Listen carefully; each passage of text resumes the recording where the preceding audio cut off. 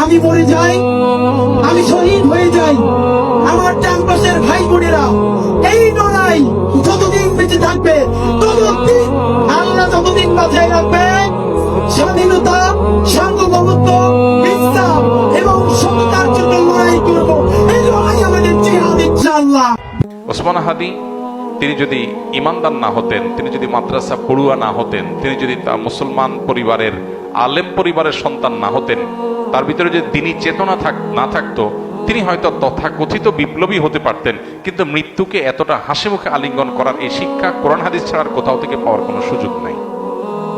অতএব আমাদের প্রত্যেকটা যুবক কিভাবে তিনি ন্যায়নিষ্ঠ হবেন, কিভাবে তিনি দেশের মানুষকে, মুসলিম মিল্লাতকে অন্যায়ের হাত থেকে রক্ষা করবেন, আধিপত্যবাদের বিরুদ্ধে কিভাবে তিনি লড়ে যাবেন, এবং ব্যক্তি স্বার্থ চিন্তা করবেন না, ফ্যামিলি স্বার্থ চিন্তা করবেন না, এগুলোর ঊর্ধ্বে উঠবেন, আল্লাহর উপরে ভরসা রাখবেন, আল্লাহর সঙ্গে সাক্ষাতের প্রত্যাশা করবেন, সেই ন্যায়নিষ্ঠ হওয়ার, অন্যায়ের বিরুদ্ধে প্রতিবাদী হওয়ার, অসৎ কাজে বাধা প্রদান করার শিক্ষা ওসমান হাদি আমাদেরকে দিয়ে গেছেন। আলহামদুলিল্লাহ, আমরা দোয়া করি আল্লাহ তাআলা তার শিক্ষা আমাদের জীবনে ধারণ করার তৌফিক দান করুন, এবং আমাদের সবাইকে তার যে ভালো গুণগুলো আছে সেগুলো অর্জন করার। তার মতো আরো অনেক তরুণরা আমরা নিকট অতীতে দেখেছি, তারা দারুণভাবে নিজের কাজটা করে যেতে পেরেছেন, আদর্শ স্থাপন করতে পেরেছেন।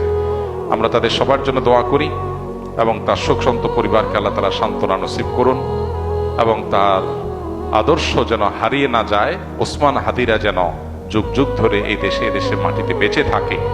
এদেশে মানুষের বড় বেশি তৃষ্ণা, বড় বেশি পিপাসা, কেউ তাদেরকে উদ্ধারে এগিয়ে আসবে, নেতৃত্ব দিবে, জীবন বাজি রাখবে। অনেক তরুণী তো আমাদের আছে, কজন তরুণ এরকম স্বপ্ন দেখেন, কজন তরুণ এই সীমাবদ্ধ চিন্তার ঊর্ধ্বে উঠেন। ওসমান হাদি বলেছেন তার বাবা তাকে উদ্বুদ্ধ করেছেন, তার বাবা তাকে উৎসাহিত করেছেন, তার বাবা তাকে জেনারেল শিক্ষায় যেতে বলেছেন, অনুমোদন দিয়েছেন এই শর্তে যে তুমি অন্যায়ের বিরুদ্ধে লড়াকু সৈনিক হবে। তার পরিবার থেকে তিনি পরিপূর্ণ সাপোর্ট পেয়েছেন। তো কয়টা পরিবার এরকম আছে, কয়টা মা বাবা এরকম আছে যে বাবা তুমি কেরিয়ার গড়ে অনেক টাকা পয়সা কামাই করবা, অনেক বড় পদ চেয়ারে যাবা, আর আমরা ভোগবাদে ভিতরে থাকবো, আমরা সেগুলো ভোগ করব, ভাবসাব হবে, সামাজিক অবস্থান হবে, এগুলো আমাদের টার্গেট না। আমাদের টার্গেট তুমি মানুষ হও, ইমানদার হও, আল্লাহ ভীরু হও, আল্লাহ ছাড়া কাউকে পরোয়াকারী হইও না, সমাজটাকে পরিবর্তনের জন্য চেষ্টাটা করো। ইমানদারের সার্থকতা হলো সমাজ পরিবর্তন করার চেষ্টা যদি সে করে, চেষ্টা করতে না পারলেও আল্লাহর কাছে সব পরিপূর্ণভাবে পেয়ে যাবে।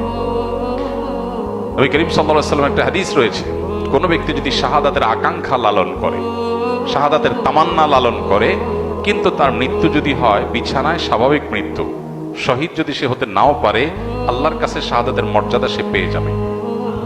অতএব স্বপ্নটা ইমানদারের বড় হতে হবে, চিন্তাটা পরিবর্তিত হতে হবে, চেতনাটা শানিত হতে হবে, পবিত্র হতে হবে, চিন্তাটা উন্নত হতে হবে। নিচু চিন্তা, সীমাবদ্ধ চিন্তা, ভোগবাদের চিন্তা, মোজমাস্তির চিন্তা, শুধুমাত্র হাসি তামাশার চিন্তা, এটা মুসলমানের চিন্তা হতে পারে না। মুসলমান আব্দুল ইবনে ওমরের, বেলালের, আম্মারের, সোহাইবের, ওমর রাদিয়াল্লাহু তাআলা আনহুর, আব্দুল ইবনে আব্বাস রাদিয়াল্লাহু তাআলা আনহুর, খালিদ ইবনে ওয়ালিদ রাদিয়াল্লাহু তাআলা আনহুর, মুসাব ইবনে ওমর রাদিয়াল্লাহু তাআলা আনহুর আদর্শের সন্তান। তারা জীবন বাজি রেখেছেন, সব উৎসর্গ করে দিয়েছেন। আর ভোগ বিলাস এগুলো তো অন্য 10টা ছেলেও করতে পারে, আত্মত্যাগ সবাই করতে পারে না।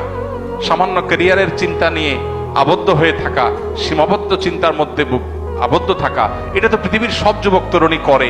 আমি ব্যতিক্রম, আমি ইউনিক, আমি ভিন্নতর, আমি মুসলিম, আমি অন্যরকম, এই বিষয়টা সবাই পারে না।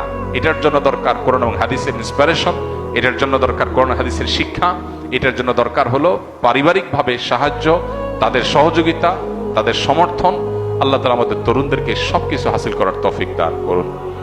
আমাদের এই সমাজটাতে যে অনাচার, অনিয়ম, আধিপত্যবাদের কাছে গোলামি করা, মাথা নত করা, বিদেশিদের কাছে নিজেদের সবকিছুর বর্গা দিয়ে দেওয়া, এই জিনিসটা আমাদের দেশে দীর্ঘদিন থেকে হচ্ছে। আমরা নামে মাত্র স্বাধীন হয়েছি, আমাদের চিন্তা চেতনায় আমরা স্বাধীন হয়ে উঠতে পারিনি।